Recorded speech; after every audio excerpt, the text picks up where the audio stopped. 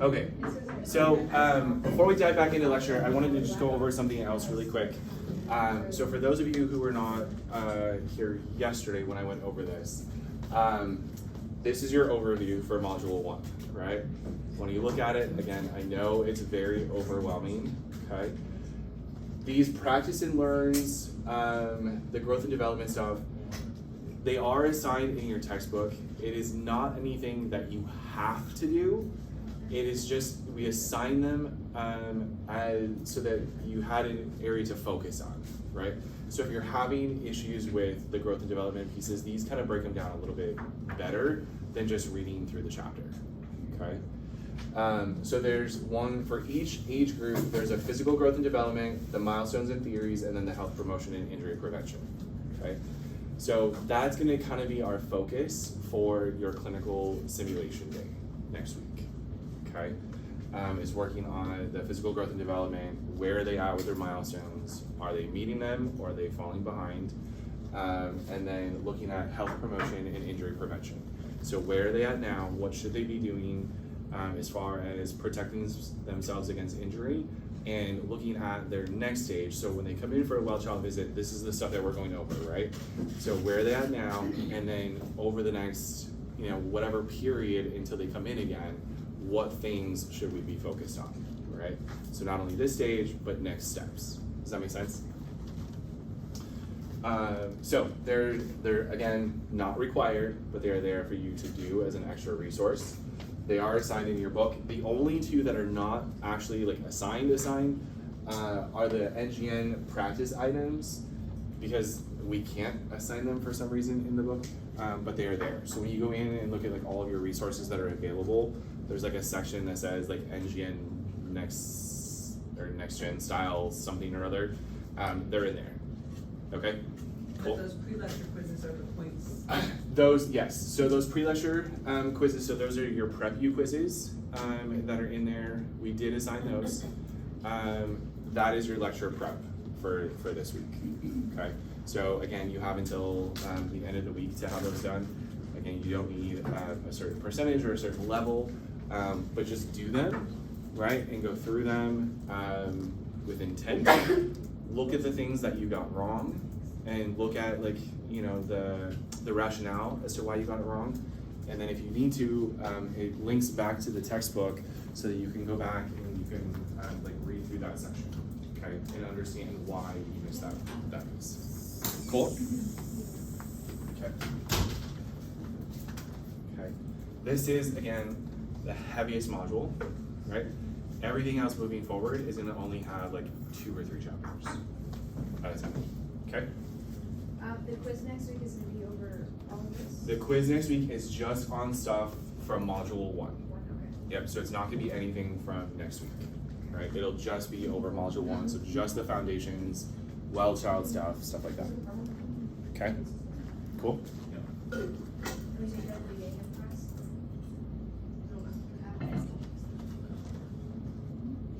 On the calendar, it's after. Is it after? Okay. I think it's after. It says from 2:30 to 3. Yeah, so we'll do it after. Okay. Okay, so we talked about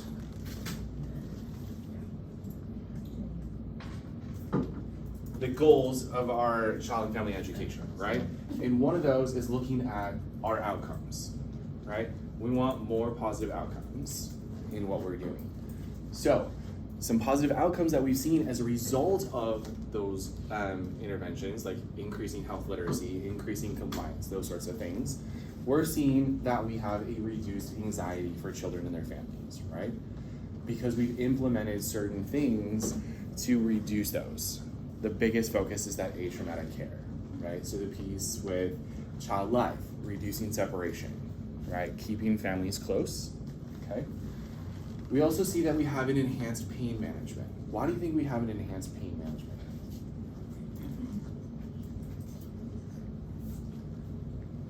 It's hard for them to express that they're in pain, or it manifests itself differently than it does in adults.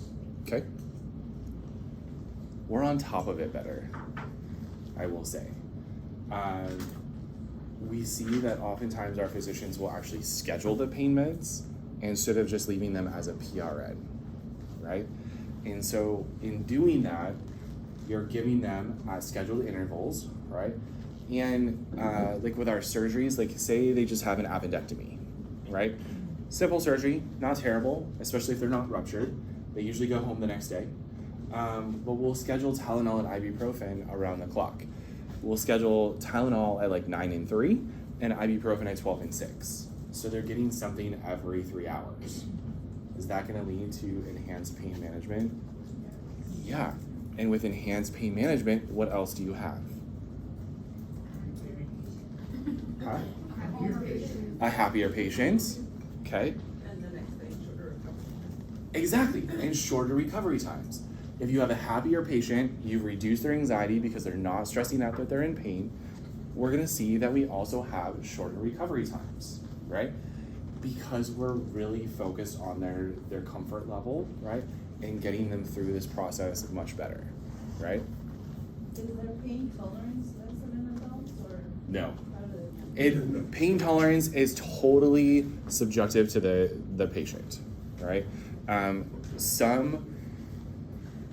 You might not necessarily their pain tolerance, but the cultural aspects when it comes to pain. So you get some children who are all about like not showing pain because that's what they've been brought up to believe, right? Especially our male patients, that pain is not okay for you to exhibit, right? Or that you have to stuff it down and make it look like you're not in pain. You have to suffer with it, right? But that's not what we want for our kids, right? And you can, or really any of our patients, right? Not just kids, any of our patients. But you can tell when they're in pain, even though they're telling you they're not, right? Look at them. Look at the way that they're walking, right? Especially with our appy kids. Should they be walking like this through the hallway? No. They should be standing up straight, right? If they're hunched over like that, why are they hunched over like that? They're in pain. It feels better to be hunched over like this than it is like this, and to have your pain controlled while you're up like this, right? So staying on top of their pain meds is going to lead to all of that stuff, right? What about our improved family confidence? Enhancing their problem-solving skills. How do we do that? Through that education, absolutely, right? What if their child's gonna go home with an NG tooth, right? Do they need to know how to manage that at home? Yes. Are we gonna make sure they're proficient in that before they go home? I am. Yeah, absolutely. How are we gonna do that? Asking them to show us how to care for it. Yeah. Absolutely. Show me how to care for it, right? Are they gonna be able to show you right away? No, because you're gonna do what first? You're gonna teach them, right? And then you're gonna use what method? Teach back. The teach back and demonstration, right? I'm gonna do this, now you're gonna do this, and you're gonna teach back to me and demonstrate back to me what I just showed you, right? And we're gonna do that over and over and over and over until you feel comfortable that you can do it at home, right? Because if they pull it out, are they instantly gonna run to the ER? Yes. If you don't show them, right? If you don't show them. But if you show them how to manage it and put down that NG tube, which we do, we show them how to insert it, we show them how to hook it up to their feeding pump, how to do all of that stuff, how to take care of it. So if their child rips it out at home, which happens a lot, especially younger kids who don't know why it's there, right? They hook their finger and they rip it out. They even rip it out with us, right? Like while they're there. It's so easy to do. Our newborns are the easiest for them to do it because they're all about their hands by their face, right? And they get their little tiny finger hooked where it's not taped down and then they rip it out, right? But we'll show the family how to put it down, how to check to make sure that they put it in the right spot, what signs and symptoms to look for if they put it down the trachea instead of the esophagus, right?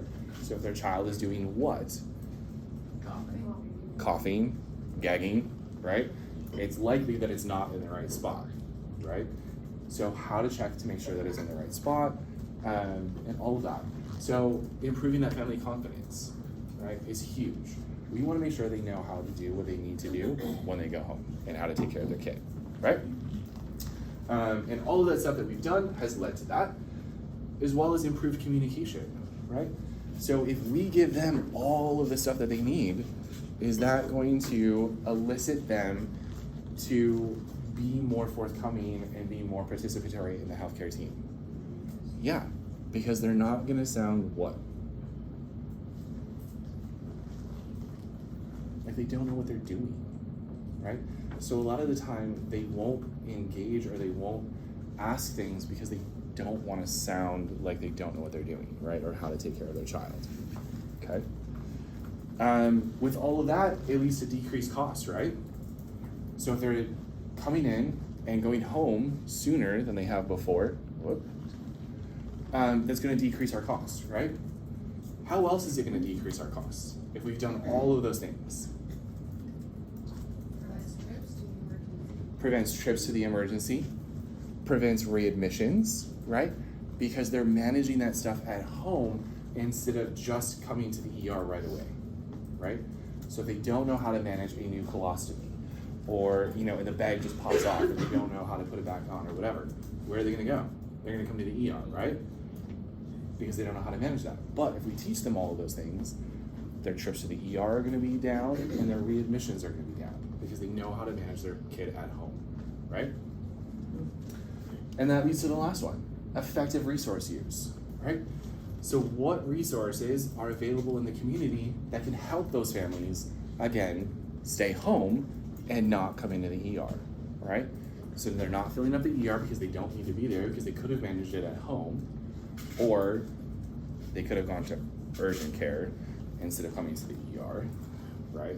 So giving that distinguishing feature too. When should you go to the ER and when should you go to the urgent care, right?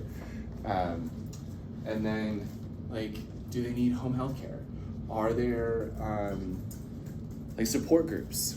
What else is in the community that has a resource for them so that we can effectively use those to manage their care, right? And keep them at home instead of in the hospital more, right? Make sense?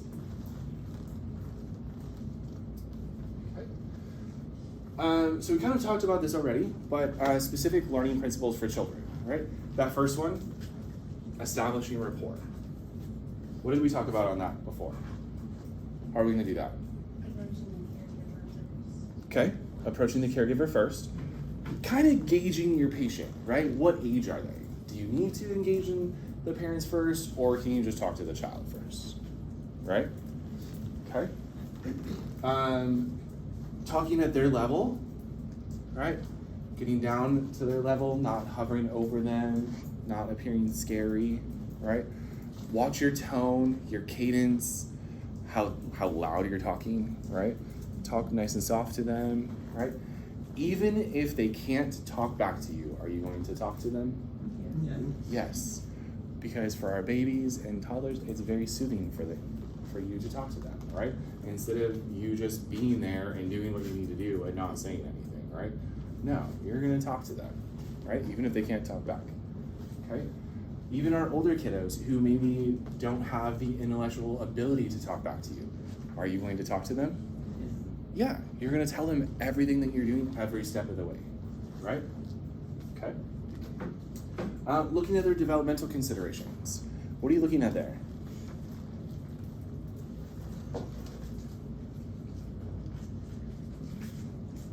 Like what's important in their development at that stage? in their life? Absolutely. What's important at that point in their life when it comes to their developmental stage? Where are they at with their milestones, either physically or cognitively or both, right? And what can we do to support that? Because one of the things that we see is when they get admitted to the hospital, and especially if they have a longer stay, they regress in their behaviors. Do we want them to do that? No. We want to promote and support the milestones that they've already reached and keep them there, right? One of the biggest ones that we see is that there was a potty-trained child who then wets the bed when they come to us, right? Why might we see that? They're stressed, they're scared, right? They don't want to move. The environment is new, right? It's scary. Do our toilets flush extremely loud and like crazy? Absolutely, right? That alone scares a kid off the toilet, especially those ones that have the automatic flusher, right? Because they move around so much and then they move out of the sensor and then it flushes while they're on there and they get scared and they get up, right? But yeah, so looking at where they're at developmentally, where are they at now? How can we support them and how can we prevent them from I regressing? think also incorporating that into how you like connect with them or like say, so my daughter's 5 and she's like all about wanting to be a helper and like do things so it's like, oh cool, can you help me Absolutely. hold this or do this or whatever, like incorporating that in. Absolutely. If whatever we're doing for them, if we can incorporate that in there, if they're scared about us doing an assessment, give them the stethoscope, have them assess their caregiver, have them assess you, right? They can listen to you while you listen to them, right? Be like, I'm gonna put this here, you put it here, and we're gonna listen to each other, right? And like kind of make it a game, right? Make it fun, okay? Individualized teaching plan. Just because we have 2 kids who come in with cystic fibrosis, is their teaching plan gonna be exactly the same? No, it's gonna be individualized, right?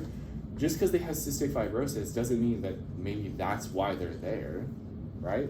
That's just a piece of who they are, okay? So we individualize our care plans. And we should be doing that for all of our patients, whether it's kids or adults, right? But looking at it that way, right? We wanna make sure that we're tailoring it to their developmental stage, okay? So if we have an adolescent who comes in, but their developmental stage is 5, are we gonna give them like a notepad to like write in their journal? No, right? What are we gonna do with that? Probably like more gaming sort of things, like coloring, like little toys, whatever it might be, right? Looking at their developmental stage and how we can incorporate that into their teaching plan, okay? And then our adolescent considerations. So their biggest concern, so we've kind of already touched on this with just a little bit ago when we were talking about their developmental stage, right, when it comes to Erickson's. So when it comes to, let me back up a little bit. When it comes to the developmental theorists, there are a number of them mentioned in your textbook. I want you to focus on Erickson and Piaget. Erickson, so he focuses on the psychosocial, and Piaget is more of a cognitive development, okay? So looking at adolescent considerations when it comes to like body image, their control, their autonomy, right? They still want to be able to do things for themselves. They want control over what's going on, right? Which is really hard when you have a child, say, is diagnosed with an oncology disorder, and the family doesn't want you to tell them why they're there, right? They have an idea, right? But the family doesn't want you to tell them why they're there. Is that hard? Absolutely. Who else do you think you're going to get involved in that situation? Child life will be involved for sure, absolutely, right? But your ethics board, right? Because as an adolescent, they're fairly close to being an adult, right? They have a good understanding of what's going on with them, and through pieces of what's happening, they have an idea, right? So you might get your ethics board involved if you're running up against something like that, right? When it comes to their body image, one of the biggest things that they have an issue about is what? Privacy. What specifically about their body image? Do they like being in those gowns that are just open? No, right? Can they wear their own clothes? Yes, absolutely. If it doesn't interfere with why they're there and what we're doing, right? It is absolutely okay that they wear their own clothes, okay? All right, so how can we improve learning, right? We've already talked about education is huge with this population, right? Because again, we start early, we get those better outcomes, right? So when it comes to teaching or learning specifically, it's important that we're repetitive and we're clear in what we're giving them, right? How many times does something need to be repeated in order for a person to understand or remember? Is there a kid? As many times as is necessary. It could be different for everybody, right? So we want to just make sure that we're going over it at every chance we can get, right? One time, is that going to be enough? Maybe for some families. Other families, they might need you to repeat it 30 times, right? Every time they come in, you might have to repeat something, right? You have to shower, right? You have a central line. You have to shower. But I don't want to. You have to. That's not an option. You do not want an infection. You have to shower, right? And we go over that over and over and over. Why is that important, right? Why are we making sure that you're doing these things, right? Okay? Chunking information. What does that mean? Combining it into one, or small bit, oh no. Small bits, right? We're chunking it into smaller pieces of information, right? So you have a patient who comes in and they've been just diagnosed with, say, a neuroblastoma. Are you going to give them all of the information about neuroblastoma the second they come in? No. You're going to chunk that information into smaller bits over different days, right? And even different times during the day, right? But what's one thing that you have to take into account when you're giving them that information?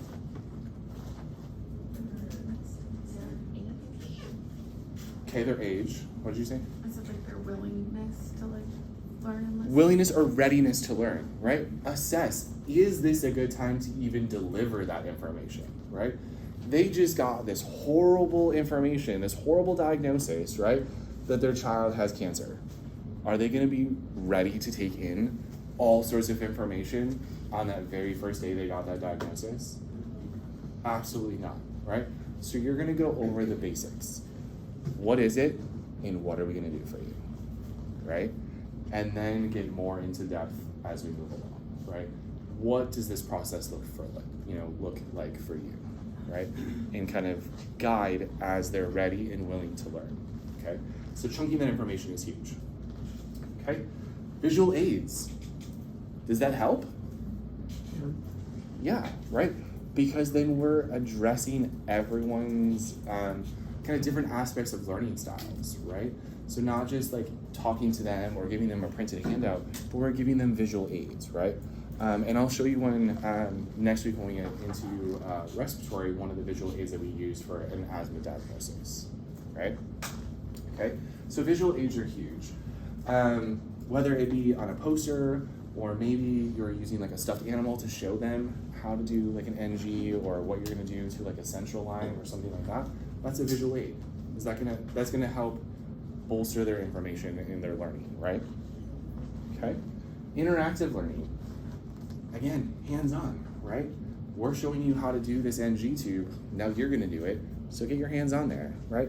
Manipulate that equipment, take a look at it, ask us questions about it, okay? Demonstration and teach back, we talked about that, right? Kind of goes along with those things. If they're gonna go home with certain medical equipment, do we wanna know that they can show us how to do it? Yeah, absolutely, right? So just reinforcing that piece, right? It's gonna help improve their learning, and again, decrease costs because they're not coming back as much, right? Okay. So how do we evaluate their learning? Well, we talked about skill demonstration already, right? We're gonna watch them do it, and we're gonna make sure they did it right. If they didn't do it right, are we gonna course correct? Yeah, absolutely. In that moment, right? If you see them doing it wrong as they're doing it, stop them and course correct them, right? Tell them what they missed, if they missed a step, or if they're, whatever it is that they missed. Make sure that you're addressing them in that moment. Don't let them move forward, continuing with that skill, knowing that they did something wrong or that they missed something, right? Okay. Information repetition, we talked about that, right? So using that teach back over and over, we're giving them that information repetitively. We want them to give it back repetitively, right? And in their own words. So tell me what I just told you and how you understood it, right? Not that you have to understand it or say it back in the words that I told you, but say it to me in how you understood that in your own words, right? So that we can gauge whether or not they're truly getting what we're giving them, okay? Why are open-ended questions important? They can't answer with just yes or no. They can't answer with just yes or no, right? They have to give you some sort of an explanatory answer, right? We want to know what's going on in that question, right? So if you ask them, do you know how to do that skill? Yeah. Okay.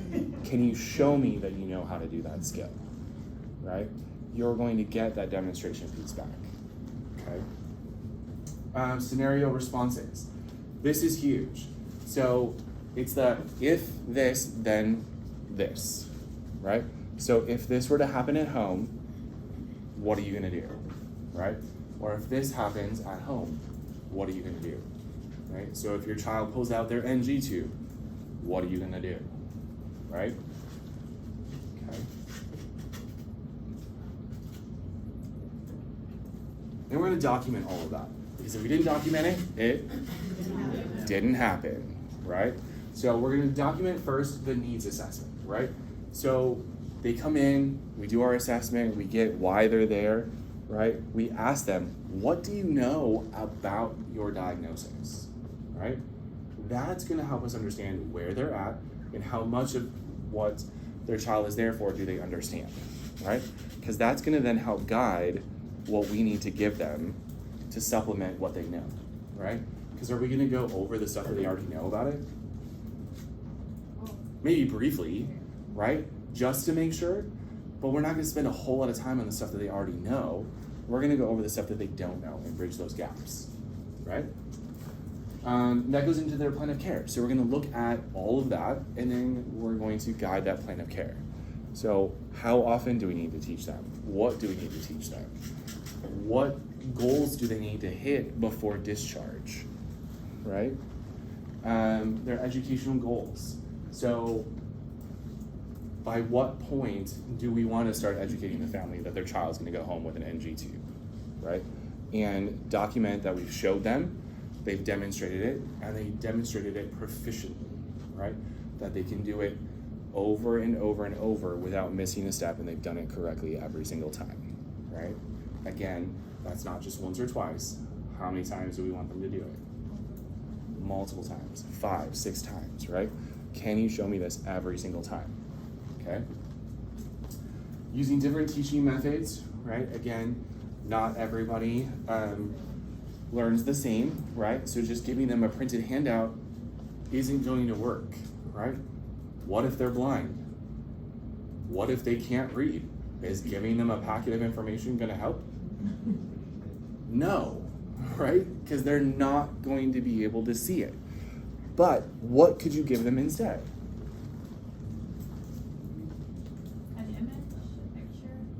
Okay, we could use visual aids, right? Images, pictures, diagrams, videos, right? If we have videos about a skill that they need to do, can we give that to them?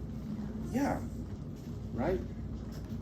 Assess their learning needs and how they learn and what they're gonna need, and adjust your teaching style to that, okay? When it comes to medications and diet, is it important that we document their medications, why they're taking them, and what interactions they might have, dietary restrictions with some of those meds? Absolutely, right? Are there some meds that they can't take with certain foods? Yes. Are there meds that they have to take on a completely empty stomach? Yes. Why? Exactly, right? It affects the drug's absorption and efficacy, right? If it binds to food and it's not being absorbed in the body the way that it should, it's not going to work the way that it should, and we're not going to see the expected results, right?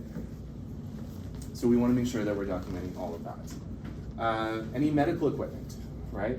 So if they're going to go home, and I keep going back to an NG tube because it's kind of the most common thing that we send kids home with as far as like medical equipment, the pump, do they know how to operate it, right? So are we going to send them home with a pump that they've never operated before? No. What are we going to do? Teach them how to use it. We're going to have them delivered to the hospital and we're gonna hook their kid up to it at the hospital and have them work with it at the hospital, right? So before they go home, we will have them take over care of that NG tube. So they're gonna get up, they're gonna fill the bag, they're gonna program the pump, they're gonna do everything they need to do to make sure that they can do that at home, right? So that means setting an alarm if they have to, right? And because they might not put all of the formula in the bag at one time, so they're gonna need to set an alarm to alert them when they have to get up to refill the bag, right? Do we want that bag to empty out? Why not?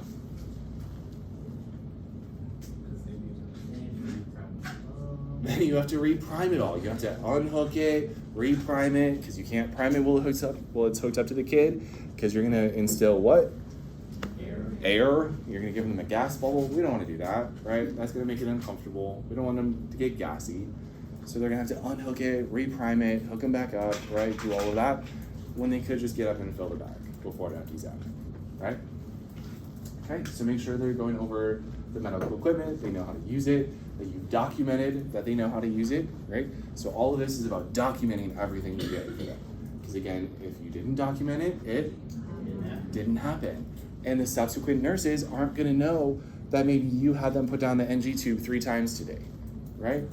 Document it, make sure that it's passed on. Hey, these parents documented that 3 times today they were proficient in putting down the NG tube, right? Without incident, okay? And then follow-up care. Make sure that they know that you've had a discussion about them, what their follow-up care looks like, who they're following up with, when they're following up, and that they have the resources to get there, right? And whatever community resources they have as well. Okay, cool. So document. Documentation is huge, okay?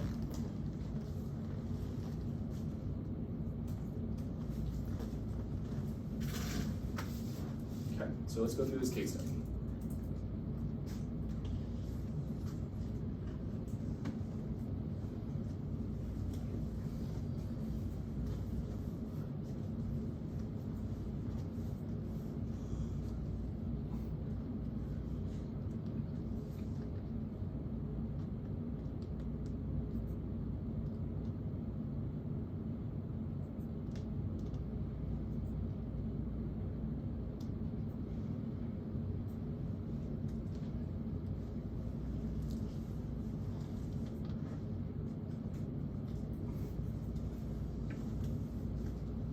Okay, what can you teach the parents about atraumatic care?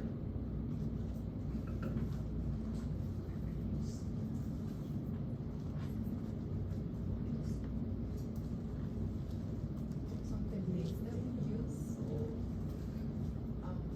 the care that we deliver is more friendly.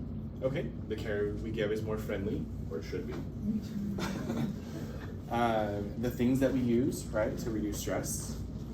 What else? You provide examples of it, Yeah, provide examples of it. Like what? like when we do a procedure such as an IV or dropping an NG tube, we're gonna go to this room, that way we make your room a safe space. Absolutely. Okay. What else? They will be asked to participate in the care. They're going to be asked to participate in the care. Absolutely. Good. What else? Education about what pneumonia is. Yeah. Provide education, right? That's a huge piece. Atraumatic care. Provide them the education about why they're there and what we're doing. Is that alone going to reduce their stress a little bit? Absolutely. Okay. Good. Who are child life specialists and how do they contribute to the quality of care she's going to get? They'll improve the quality of care and they'll help them adjust to the situation. Is that what? Say that again. Do they like help them adjust to the situation? Okay, they do help them adjust to the situation. What else? Which will improve the quality of So they lead to the improvement in quality of care. But who are they? care? They're the child and family support. Okay, they're child and family support. But if they're not there, we're in.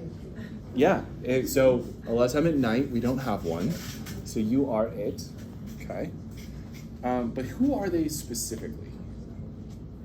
Oh, you said that they have an education and a background. Absolutely. Tell the parents that these are specialized individuals with education in childhood development, right?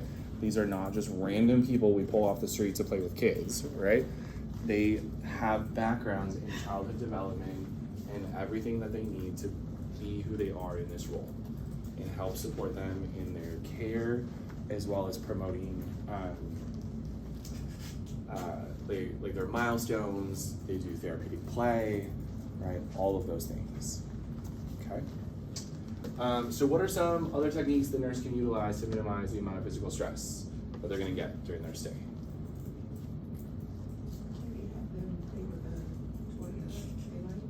Yeah, can they have their own things? Can they bring in some of their own blankets or toys? Yeah, as long as it doesn't interfere with what we're doing, right? What else? Let the family know that like if they do have separation anxiety that they can like be with the kid and be involved in the care. Absolutely, absolutely. And then they can have their siblings come during the day, so they gotta go home at night. Yes, right? They can have visitors. They cannot stay the night. It is rare that we will let the siblings stay the night. It's usually it usually happens more with like with single parents or maybe families who are passing through and have the unfortunate event of their child getting sick while they're passing through and they're nowhere near home, so they have no family here, they have nowhere to stay, no one to watch their kids, right? So then we clear it through a house soup to get them to stay, right? But they are under very strict rules that they cannot be disruptive. They have to go to sleep. And really try to get them to go somewhere as soon as possible if we can, other than here.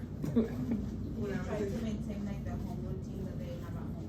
Yes, absolutely. Especially for someone who's 4, right? Are routines important for a 4-year-old? Yes. If they don't get their nap when they're supposed to get their nap, what are they gonna look like? Holy terror, right? It is not gonna be good if they don't get their nap, right? So yes, following their routines. As long as it's not interfering with our with what we're doing for them, we want to keep them on their home routine as much as possible. So when they wake up, when they go to bed, when they take a bath, when they eat, when they take a nap, whatever it might be, right? We want to have them follow that routine as much as possible because that's going to help reduce that stress that they're having while they're there. Cool. All right, so let's see. Before we get into this, go ahead and take a break. Take like a 10-minute break.